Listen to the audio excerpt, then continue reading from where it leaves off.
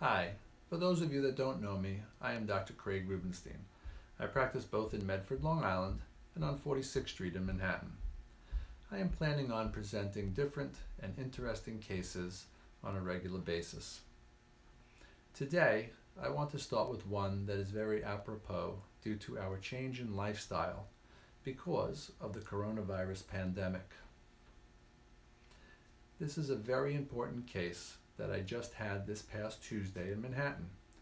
It is particularly important if you are over 50 years of age or if you have a loved one that is over 50. The gentleman that presented this past Tuesday is a very fit man in his mid-50s.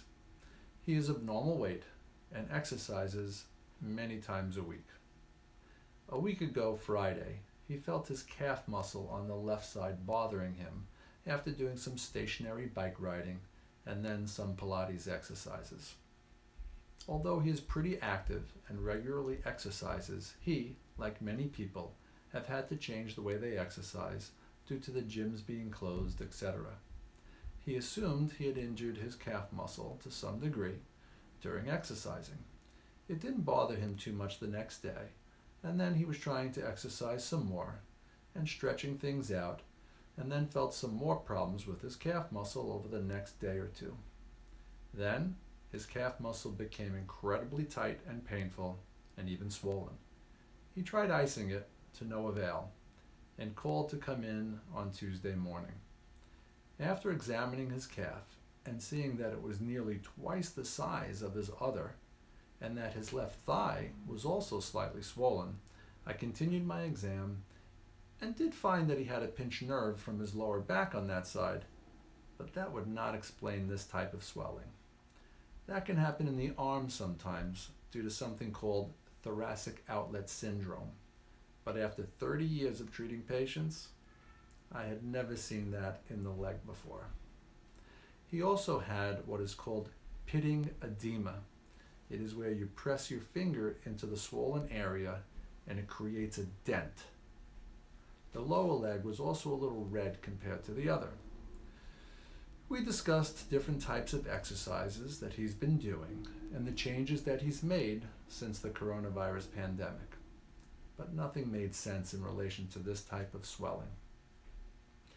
He also did not have one of the classic symptoms of a blood clot in the lower leg, which is a tightness or sensation of cramping of the calf muscle after walking a certain distance. That cramping improves when you rest it for a minute or two, and then you can walk again a similar distance until it cramps again. And then you rest it, and it feels better, and then you walk it again, and it feels worse, and that keeps repeating like that. The fancy name for this is intermittent claudication. His actual symptom was that his calf hurt as soon as he started to try to walk, and it actually loosened up after he kept walking a little bit. Nonetheless, the appearance of the leg was very much like that which you see with a deep vein thrombosis or blood clot. Luckily, I was able to schedule an ultrasound at one of the local radiology centers, as all of the vascular surgeons who normally would see this type of patient are closed. For some reason, they are not considered essential workers. This is what one vascular surgeon had told me that I had spoken to. Although my patient's symptoms didn't really match a blood clot, his appearance or signs did. It turned out he had numerous clots throughout his lower leg and even in his upper leg. I was incredibly happy to have been there to examine him and refer him out immediately. Since he was sure it had something to do with exercising, he was not going to seek care at a hospital, especially given the current coronavirus situation. As many of you may know, a clot in the lower leg can break loose and either give you a stroke or something called a pulmonary embolism, where a clot goes into the lung. And for someone like this gentleman who lives alone, that could have been a disaster. We have to wonder why this would happen to someone who is generally fit and exercises regularly. Obviously, these clots had to be forming over some period of time, but the main reason I believe this happened now is that he has been sitting so much more than he has ever done before. His job is of a building superintendent, but he's not very busy now and finds himself sitting at work much more than usual, and again sitting at home much more than usual since there's nothing else to do. And even though he exercises a lot, we know sitting is one of the worst things that can wind up developing a blood clot.